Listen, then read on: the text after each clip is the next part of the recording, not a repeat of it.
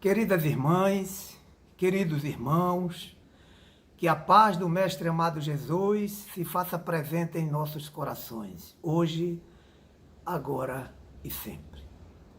Mais uma vez, estamos aqui como trabalhadores do NEAS, Núcleo Espírita Alta de Souza, para mais um trabalho de divulgação do Evangelho de Jesus, alicerce e sustentáculo da doutrina espírita. Peçamos a Deus que nos proteja para que possamos vencer este segundo momento da pandemia, que se apresenta tão ou mais perigoso que o primeiro. Que Deus nos abençoe, nos ilumine e nos guie para que possamos vencer este momento tão difícil para a humanidade. Neste momento de dores e de sofrimentos, se faz necessário o trabalho de divulgação do Evangelho de Jesus. Esse trabalho não pode parar, porque o Evangelho representa para toda a humanidade o caminho para a felicidade. Como de hábito, nós, espíritas, costumamos fazer uma prece antes do trabalho. Vamos à nossa prece. Senhor Jesus, Deus de infinita bondade, te agradecemos, Senhor, por mais este momento de estarmos aqui, levando ao conhecimento dos corações necessitados o teu Evangelho, os teus ensinamentos, levando a verdade que liberta conforme nos falastes. Abençoa a todos nós, derrama a tua misericórdia para que nós possamos ter o melhor aproveitamento possível no tema da noite de hoje. Fica conosco, nos orienta, nos auxilia, nos direciona, nos intui, hoje, agora e sempre.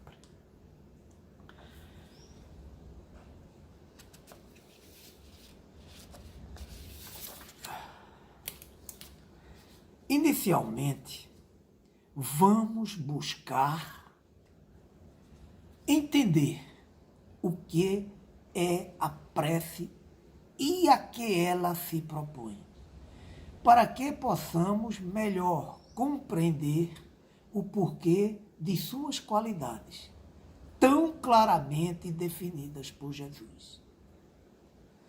Vejam os senhores que muito se tem falado a respeito da prece, mas muito pouco ainda, meus irmãos, conhecemos do seu mecanismo e do seu funcionamento. Talvez, por isso mesmo, pouco a valorizamos e muitas das vezes até mesmo a esquecemos.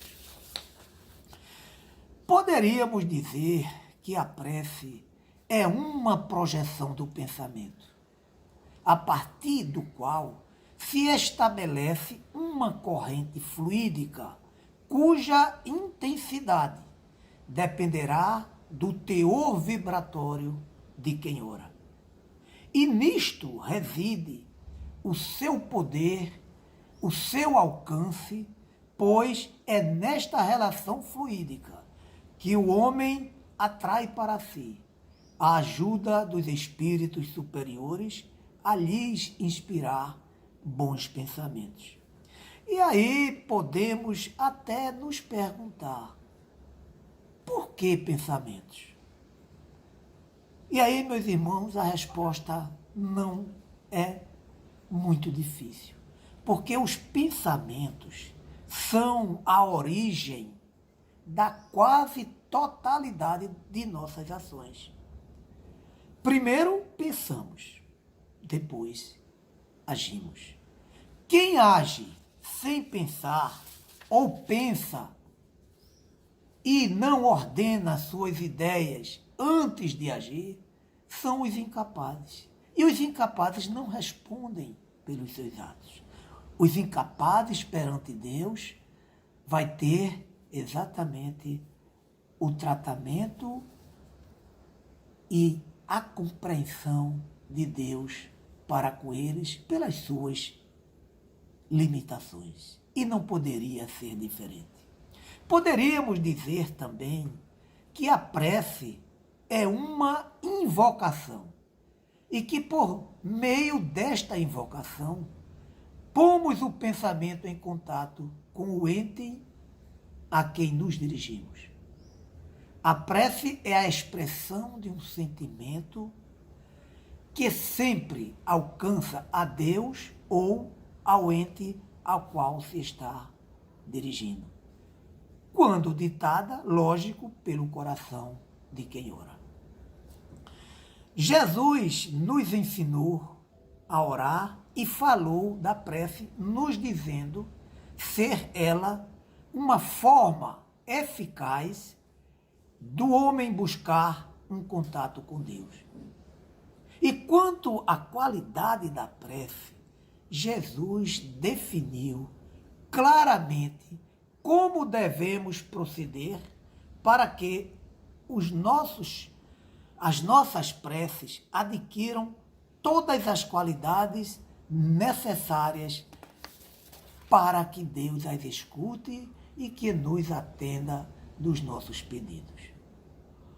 E aí, vamos abrir um parêntese. É necessário que abramos esse parêntese. Quando Jesus nos ensinou o Pai Nosso, embora estando Ele com o objetivo exclusivo de melhor nos orientar, Ele não estava nos dando um modelo para que repetíssemos automaticamente as palavras sem sentimento e sem efetivamente nos direcionarmos a Ele, a Deus ou qualquer outro ente que estejamos nos comunicando. Se assim procedermos, meus irmãos, certamente nosso pedido de oração não chegará à divindade ou ao ente que nos direcionamos.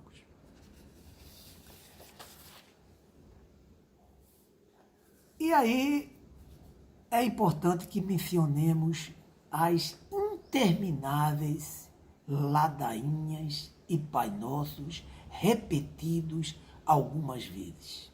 As rezas pronunciadas com os lábios apenas, que o coração não sente e a inteligência não compreende, não tem valor perante Deus. É importante que nós tenhamos esta clareza. A repetitividade das orações, a repetitividade das palavras, a quantidade de palavras não representa ou não é representativo diante de Deus. Então, dito isto, Jesus assim nos orientou quanto às qualidades que devem ter a prece. Vejam, senhores, que primeiro eles nos chama a atenção a respeito da nossa hipocrisia. Diz Jesus: quando orardes, não vos ponhais em evidência, antes orai em secreto. Na verdade, Jesus estava nos chamando a atenção para que não fôssemos hipócritas. Tem algumas passagens do Evangelho que isto fica muito claro. Jesus disse em uma determinada passagem do Evangelho: não vos assemelheis aos hipócritas que pensam que pelo muito falar serão ouvidos. O essencial é orar. E orar bem, e não muito. Outra passagem também que encontramos no Evangelho: quando orardes, não vos assemelheis aos hipócritas, que fingem orar, conservando-se em pé nas sinagogas, nas ruas, nas praças, para serem vistos pelos homens. Em verdade vos digo que já receberam a sua recompensa.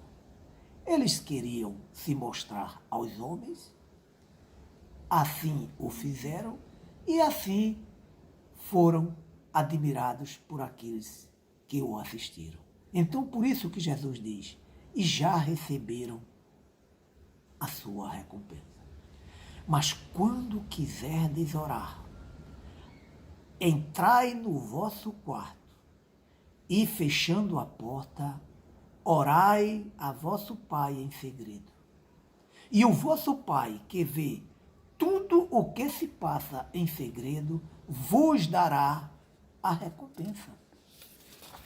A prece deve ser feita, meus irmãos, em segredo, no recôndito da nossa consciência e em profunda meditação. Preces prolongadas ou repetidas tornam-se cansativas, sonolentas e muitas vezes elas não participam o pensamento e o coração. Assim, a condição da prece está no pensamento reto, podendo-se orar em qualquer lugar, a qualquer hora, a sós ou em conjunto, em pé ou deitado, de luz acesa ou de luz apagada, de olhos abertos ou fechados, desde que haja o recolhimento íntimo necessário para se estabelecer a sintonia harmoniosa com Deus. Por isto, a importância do sentimento amoroso, humilde, piedoso, livre de qualquer ressentimento ou mágoa. Dessa maneira, o homem irá absorver a força moral necessária para vencer as dificuldades com seus próprios méritos. E aí eu gostaria de, nessa hora, ler para vocês a pergunta do Livro dos Espíritos, número 658. A pergunta é o seguinte: agrada a Deus a prece? Respondem os Espíritos: a prece é sempre agradável a Deus, quando ditada pelo coração, pois, para ele, a intenção é tudo. Assim, preferível lhe é a prece do íntimo à prece lida, por muito bela que seja, se for lida com os lábios, se for mais lida com os lábios do que o coração, pouco representa diante de Deus. Agrada-lhe a prece quando dita com fé, com fervor, em sinceridade. Não creiais, porém, que toque a Deus a prece do homem fútil, orgulhoso e egoísta, a menos que signifique de sua parte um ato de sincero arrependimento e de verdadeira humildade. Eu achei interessante esta pergunta, porque os espíritos, além de deixarem claro a importância do sentimento, a importância do pensamento, a importância da sua intenção, da sincronia das tuas palavras com o teu coração, com a tua mente, ele ainda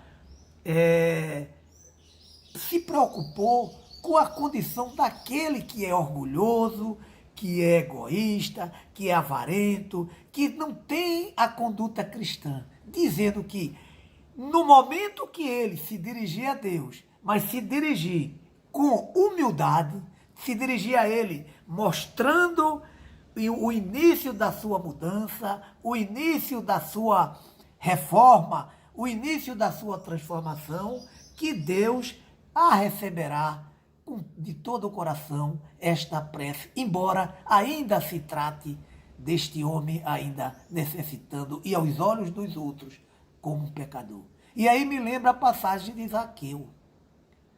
Como Zaqueu foi criticado no momento em que ele recebe o convite. Aliás, Zaqueu e Jesus naquela oportunidade.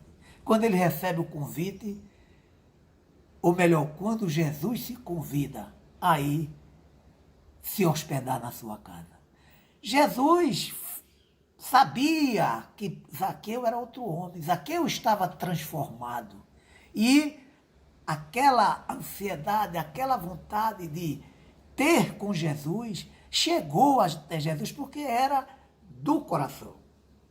Porque era dentro de um sentimento todo nobre, todo de busca de transformação, busca de reforma íntima. O segundo ponto que Jesus nos fala a respeito da qualidade da prece, ele diz o seguinte: não afeteis orar muito, pois não é pela multiplicidade das palavras que sereis escutados, mas pela sinceridade delas, pelo sentimento, basicamente. Devido a uma questão cultural e religiosa, ainda carregamos a ideia de que uma boa prece somente terá valor se estiver adornada de belas e longas frases de louvores ou fórmulas específicas. Mas nada disso tem valor. Ou é santificado no santuário do coração. Sentimento, isto é que importa. Até mesmo conforme falamos anteriormente, quando Jesus nos trouxe o Pai Nosso, ele nos trouxe como uma forma de mostrar, uma forma de abrir mais as mentes das pessoas de como ela deve se direcionar a Deus, inclusive dentro de um contexto onde os pedidos estão mais ou menos harmonizados com a conduta. Perdoai para que nós possamos perdoar os nossos devedores. Então, vejam, senhores, que se trata de um momento muito especial do contato do homem para com Deus. E é fundamental o sentimento, é fundamental que o coração e a mente estejam interligados para que possa efetivamente haver esta transferência de fluido no sentido de levar à divindade o nosso pedido e que certamente só não será atendido naquele momento se o que estivermos pedindo não seja o melhor naquele momento para nós. E é isto que muitas vezes acontece e muitas vezes não compreendemos. Até mesmo reclamamos que nossas orações não chegou até Deus, mesmo que você sentindo que estava orando com todo o sentimento da alma. Mas é que talvez naquele momento estejamos pedindo algo que não seria o melhor para nós. Um terceiro ponto que Jesus coloca para nós a respeito da qualidade que a prece deve ter, diz respeito a que nós, quando nos dispusermos a orar, nós precisamos fazer algo que geralmente não fazemos. Como é que está meu coração? Como é que estão os meus sentimentos? Como eu estou efetivamente vivenciando o Evangelho de Jesus? Qual a minha conduta cristã neste processo?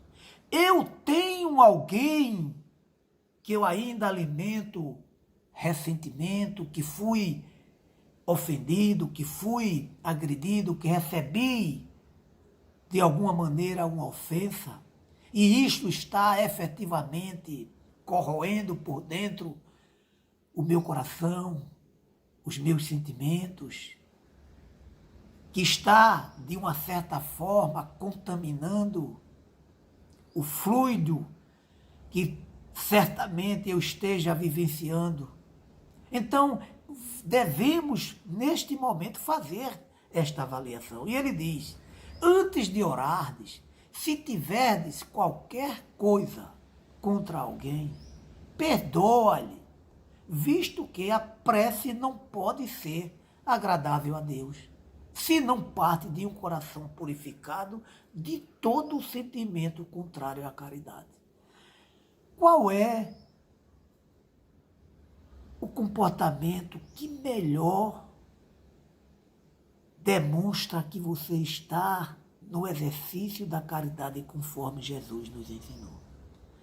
O perdão dos inimigos. Como é que eu vou me dirigir a Deus com meu coração deformado, manchado, magoado, com sentimentos que não são dignos de um verdadeiro cristão? Porque eu estou magoado com o irmão que me ofendeu. Como é que minhas orações poderão chegar até o nosso Pai? Fica difícil porque a doutrina nos fala da lei de sintonia. É preciso que estejamos sintonizados com o alto. E para que estejamos sintonizados, nós temos que estar na nossa totalidade, na nossa inteireza, vivenciando uma paz interior, vivenciando a presença de Jesus em nossos corações. Então, não tem como chegar essa oração diante de Deus. Aliás, tem uma passagem no Evangelho que nos fala, né? Antes de levares a tua oferta ao altar, procura reconciliar-te com teu irmão. Então, vejo, senhores, que o exercício do perdão, ele passa a ser uma necessidade nossa. Porque as pessoas têm uma noção ou um conceito equivocado do perdão. Muitas vezes as pessoas não admitem perdoar a quem nos ofendeu pelo simples fato de que ela entende que ele, antes de tudo, ele precisa pagar pela sua falta. Mas isso é um grande equívoco. Quando você perdoa, meus irmãos, você não está livrando o ofensor dos débitos que ele cometeu. Não somente com você, mas dos débitos que ele tenha cometido até então. Lembre os senhores que Jesus sempre dizia ao pecador: vá em paz e não peques mais. O para trás vai chegar o momento, mas isso é uma coisa que vai ser resolvida com Deus. Você é o primeiro beneficiado. Você é o primeiro a se libertar. Você é o primeiro a efetivamente passar a vivenciar a paz interior. Você, quando está perdoando o inimigo, você está fundamentalmente se amando. Você está amando ao próximo como a si mesmo. Então, é fundamental a reconciliação com o inimigo.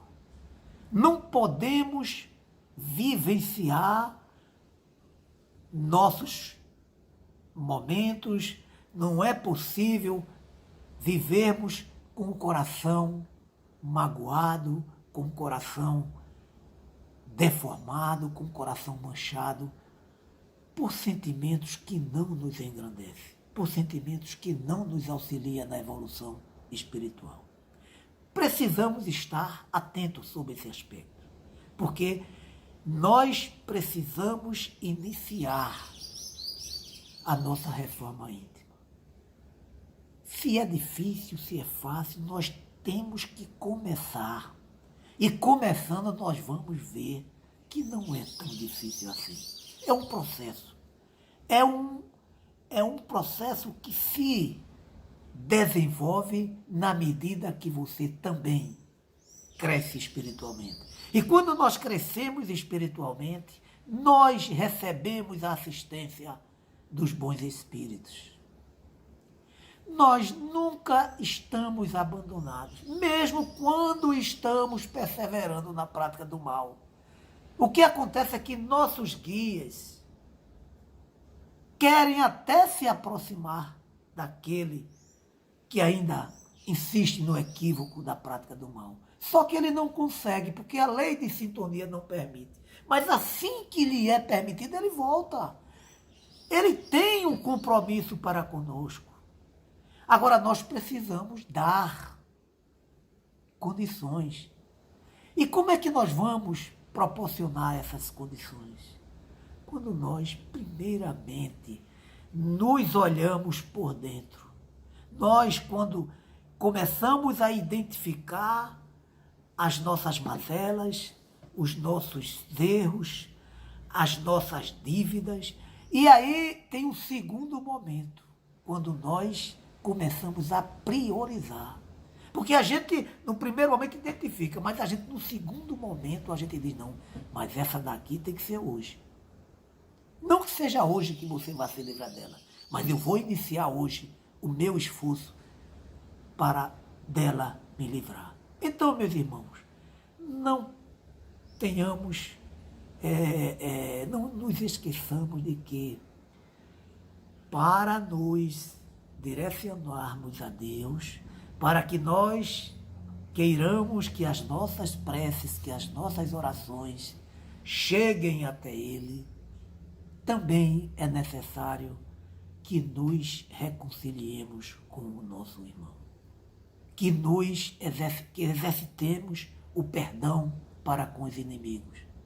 Porque somente assim é que nós vamos efetivamente vivenciar a paz interior. A paz que nos traz a felicidade. Porque as pessoas têm ainda essa ilusão de que a felicidade ela vem do ambiente externo, ela vem da conta bancária, ela vem do carro novo, ela vem da casa bonita, ela vem da saúde.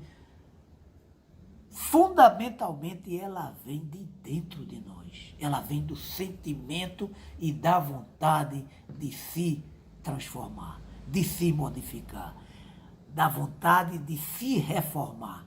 Por isso os espíritos chamam reforma íntima. É a reforma que nasce dentro de nós. E por nascer dentro de nós, certamente ela é muito verdadeira. Impossível se você inicia este processo com sentimento, com vontade, com foco, com perseverança.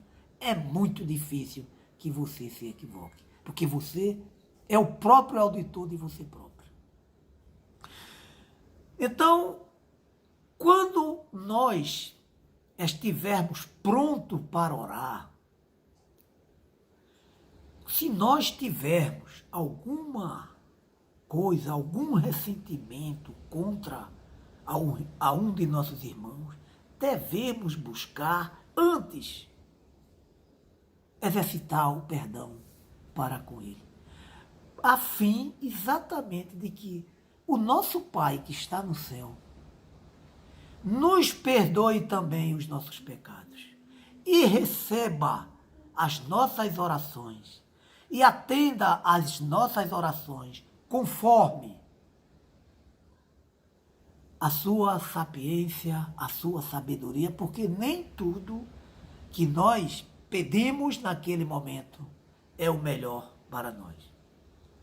Então, meus irmãos, se nós perdoarmos os nossos ofensores, certamente Deus, nosso Pai, nos perdoará. Isto está no Evangelho de Marcos, no capítulo 9.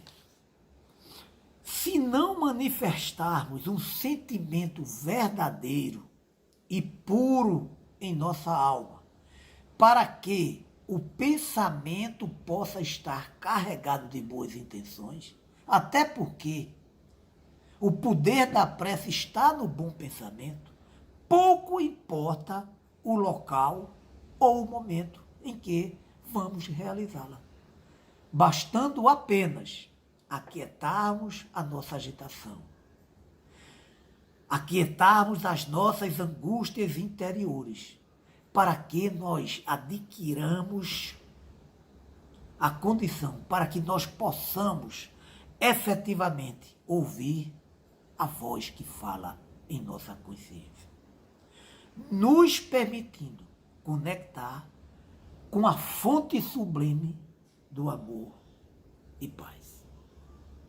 Então, vejam, senhores, que com o cultivo da prece, nós nos tornamos seres cada vez melhores. tanto nas nossas virtudes, nas nossas ações, no nosso processo de reforma íntima. Toda vez que elevarmos o pensamento para pedir, para louvar, para agradecer, automaticamente nossa consciência passará a verificar nossas faltas. Nossas faltas que precisam ser corrigidas em nós próprios. Tudo isso resulta em qualidade de vida física e espiritual. Fica aqui o alerta. O essencial não é orar muito, mas orar bem. Entendendo que para isto devemos realmente buscar, ter a intenção de que esteja o nosso coração envolvido nesta rogativa. Em se tratando de qualidade de prece, um único e bom sentimento vale mais do que 1000 palavras que pensamos que será importante para Deus. E Jesus nos traz o quarto ponto, poderemos dizer, o quarto aspecto a respeito da qualidade da prece.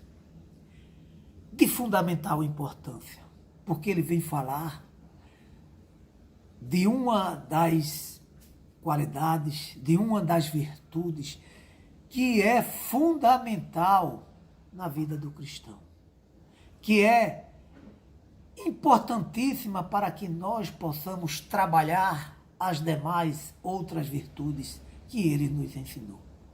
Ele vem falar para nós da humildade. Orai com humildade. E ele menciona como o publicano e não com orgulho como o fariseu. Esta passagem, como o publicano e como o fariseu, ele traz neste capítulo uma passagem que ele relata do comportamento de 2 homens que subiram ao templo para orar. E ele diz, um era fariseu, o outro publicano. O fariseu, conservando-se de pé, orava assim consigo mesmo. Vejam como o fariseu se dirigia a Deus. Que prepotência, que orgulho, que posição, eu diria, querendo se mostrar até mesmo superior à divindade. Ele diz, meu Deus, rendo-vos graças por não ser como os outros homens, que são ladrões, injustos e adúlteros. Nem mesmo com esse publicano. Porque quando ele sobe ao monte para orar, o publicano sobe também com ele para fazer a sua prece. E ele percebe. E ele, no momento da prece, ele faz menção também àquele homem publicano que subia para fazer as suas rogativas a Deus. É como ele diz, nem mesmo com este publicano. Jejuo 2 vezes na semana. Dou o dízimo de tudo que possuo. Na concepção deste homem, ele era um homem de bem. Mas como e quanto falta para que ele efetivamente seja considerado diante de Deus um homem de bem? Se formos ver as qualidades que o Evangelho nos fala de um homem de bem, nós muitas vezes temos essa ilusão de que nós somos os homens de bem. Fulano, meu vizinho, meu irmão, meu amigo, é um homem verdadeiramente de bem. Porque nós entendemos que ser homem de bem é aquele que cuida da família, é aquele que trabalha para se manter e manter os seus dependentes. É aquele que é um bom vizinho porque não incomoda, porque se o vizinho precisar dele em algumas das oportunidades, ele poderá atendê-lo. É aquele que não vive nos bares gastando os seus ganhos com coisas indevidas. É aquele que é responsável, que cumpre com as suas tarefas. É aquele que tem ainda, poderemos até dizer, momentos com a família. Mas quando nós vamos para o Evangelho e que lemos o que é que verdadeiramente representa para Deus o que é ser um homem de bem, eu confesso a vocês que dá vergonha. Dá vergonha porque nós estamos muito distantes. Porque necessita de muita abnegação, de muita doação, de muito espírito altivo, de muito espírito ordeiro, de muito espírito evoluído no sentido de não se apegar às coisas da matéria, de respeitar a dificuldade do outro, de buscar ter uma relação com todos fraterna, onde a indulgência, onde a benevolência, onde o amor, onde o respeito seja uma tônica no dia a dia dessas relações. E nós ainda, infelizmente, ainda temos muito a aprender. Então, esse fariseu, não sei nem se ele tinha essas qualidades que nós entendemos ser dono do bem, mas ele achava que apenas por jejuar 2 vezes e por dar o dízimo do que possuía, na verdade ele era um homem superior aos demais. Diferentemente, o publicano está lá fazendo as suas súplicas a Deus, fazendo as suas preces. E o publicano, ao contrário, conserva-se afastado.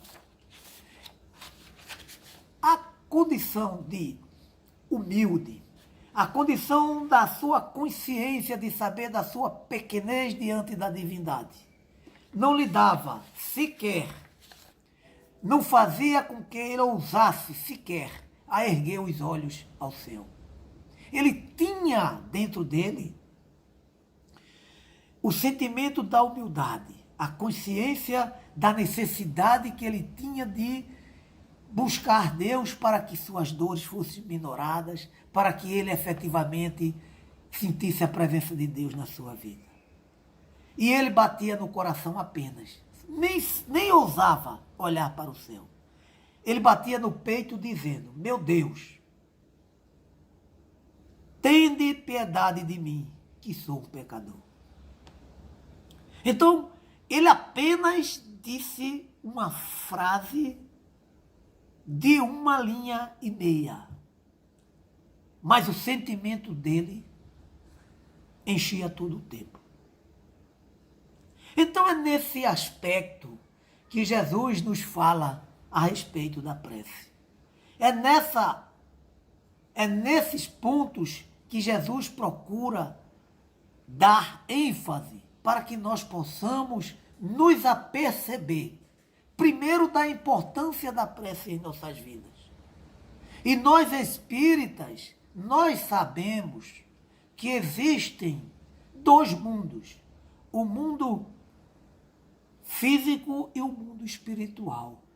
Que esses 2 mundos estão constantemente em sintonia, que estes 2 mundos se comunicam e que nós estamos a todo momento sendo assediados por espíritos, recebendo as suas influências, que cabe a nós nos trabalharmos, que cabe a nós nos melhorarmos no sentido de buscar cada vez mais nos aproximar de Deus, através do combate às nossas más tendências, através do entendimento de que somente através da nossa reforma íntima é que nós vamos efetivamente nos melhorar espiritualmente. Então é nesses aspectos que nós temos que nos conscientizarmos cada vez mais.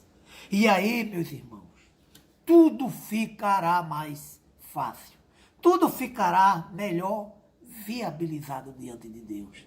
Porque o que Deus quer de nós é que nós nos melhoremos, é que nós construímos as nossas obras, é que nós efetivamente busquemos colocar em prática os ensinamentos do Evangelho de Jesus. Porque não tem outro caminho. Não existe o caminho que o homem cresça através da contenda, através do revide, através da vingança, através da prática do mal, através do apego às coisas da matéria. Chegamos aqui nus e retornamos nus também, sem nada. Porque a roupa que vestimos na nossa partida, quando do nosso sepultamento, ela fica lá no túmulo. A carne, ela fica no túmulo, ela se dissolve, ela se torna da terra de novo. O que continua é o espírito. E o que é que nós podemos levar com esses espíritos? São as boas ações. São todos os atos que nós conseguimos desenvolver, são os nossos procedimentos voltados para o bem. E aí, lembramos da passagem, né, daquele que chega com o saco vazio. E o seu servidor e o seu amo chega numa condição bem melhor. O saco do amo não estava vazio. Mas não estava vazio não porque tivesse repleto de coisas, de bens materiais. Não.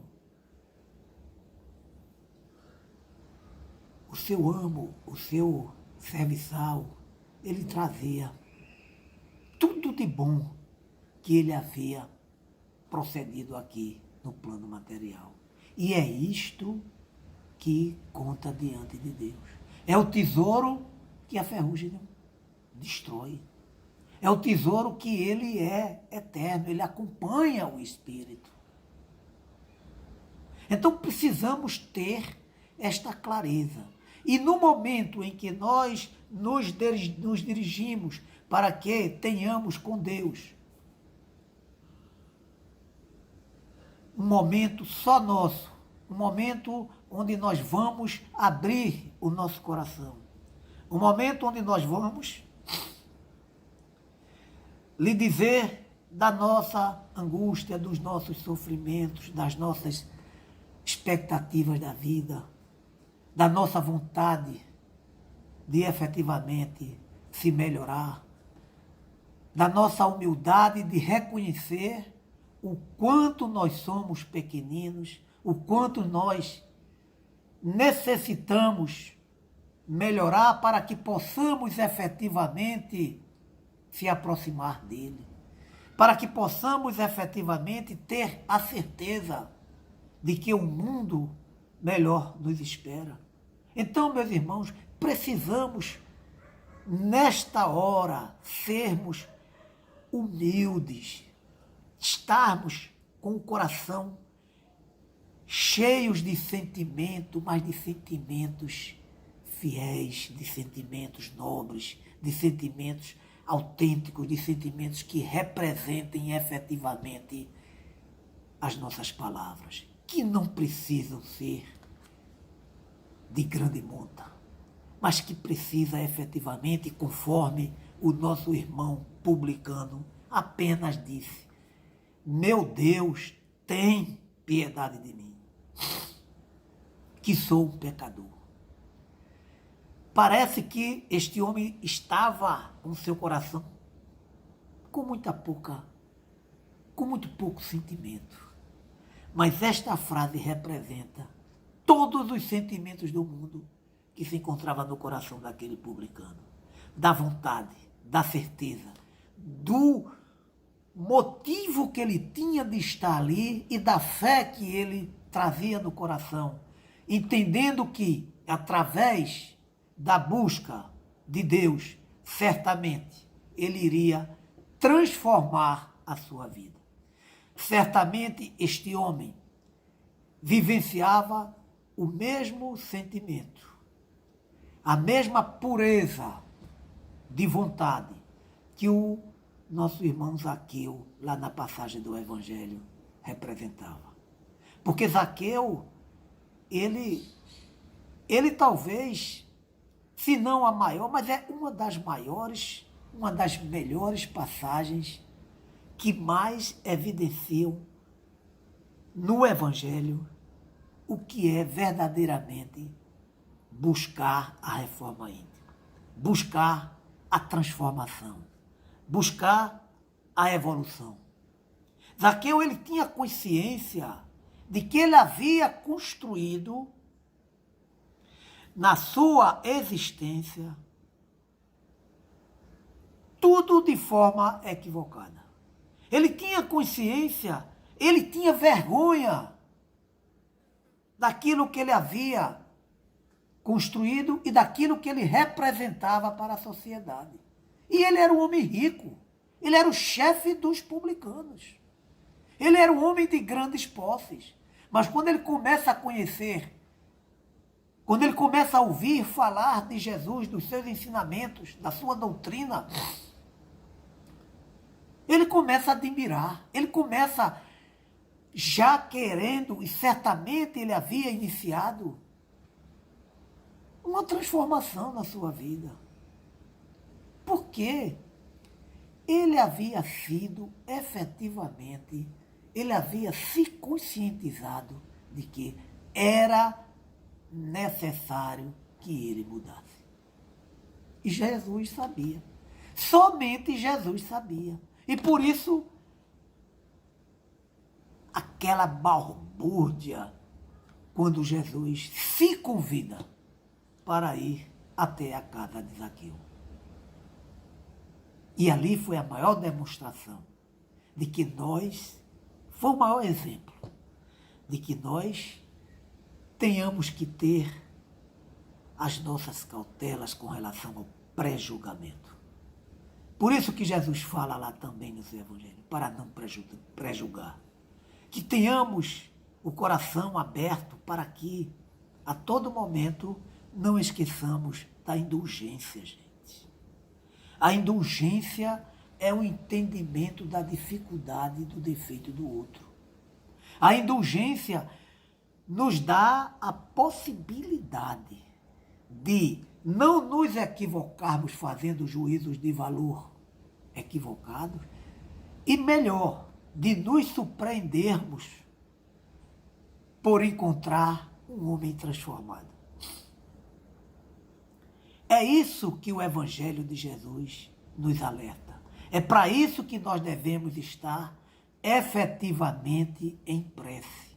É por isso que efetivamente temos que encher o peito e as nossas mentes de sentimentos nobres e de sentimentos que verdadeiramente nos aproximem de Deus, nos aproxime da divindade, nos aproxime cada vez mais da nossa evolução espiritual. E Jesus conclui esse quarto ponto dizendo que o segundo homem, que aquele homem que se portou com tanta humildade, com tanta nobreza, com tanta fé, ele volta para casa devidamente justificado. O que ele quer dizer devidamente justificado? Certamente Jesus está a dizer que aquele homem, pelo seu sentimento, pela sua humildade, pela sua grandeza, ele certamente teve os seus pedidos recebidos por Jesus e atendidos, por Deus e atendidos, pela espiritualidade, por quem quer que a ele tenha chegado a sua prece. Então, meus irmãos, Deus diz, melhor dizendo, Jesus diz que a prece, os pedidos daquele homem que havia se portado com grandeza, havia sido justificado diante de Deus. Ele foi atendido nos seus pedidos. E o outro? O outro não. Porquanto aquele que se eleva será rebaixado, e aquele que se humilha será elevado. Essa passagem está no Evangelho de Lucas, no capítulo 18, de 9 a 14. Então nós podemos sintetizar esta nossa conversa a respeito da prece, dizendo que a prece que é repelida é a prece do orgulho, que só tem fé no seu poder. Mas tem pessoas que até no momento de se dirigir a Deus, eles não conseguem se desvencilhar do orgulho, se desvencilhar da forma petulante pela qual ele trata os seus irmãos. Então, essa prece que ela vem recheada de orgulho, essa prece que vem com posturas e sentimentos de que eu sou isso, eu sou aquilo e o outro não é ninguém, essas certamente serão repelidas diante de Deus. Porque a fé daquele que procura com essa condição, ele, na verdade, ele está tendo mais fé nas suas qualidades, na sua forma de ser, do que no próprio Deus. Então, é uma fé, é uma súplica, é uma prece que não tem força fluídica, que não tem intensidade no seu pedido, que não tem como chegar até Deus, porque a sintonia não tem como acontecer em vibrações tão diferentes. Então, precisamos entender que precisamos exercitar a humildade em todos os momentos das nossas vidas. Que precisamos, principalmente, quando nos dirigirmos a Deus nas nossas preces, entender que estamos falando com o Deus Todo-Poderoso, que precisamos entender que a nossa pequenez diante dele nos leva efetivamente a buscar um socorro, a buscar uma melhora, a buscar o atendimento de nossas necessidades. E assim, meus irmãos, fica a mensagem da prece. A prece, ela é fundamental nas nossas vidas. Precisamos entender o quanto a prece representa para que nós possamos buscar forças, para que nós possamos encontrar motivações, para que nós possamos efetivamente agregar a nossa condição para a busca de uma condição melhor, para a busca da nossa evolução espiritual, para que nós sejamos cada vez mais cristãos e para que cada vez mais busquemos nos aproximar de Deus. Que a paz do Mestre amado Jesus se faça presente em nossos corações, hoje, agora e sempre. Muita paz a todos.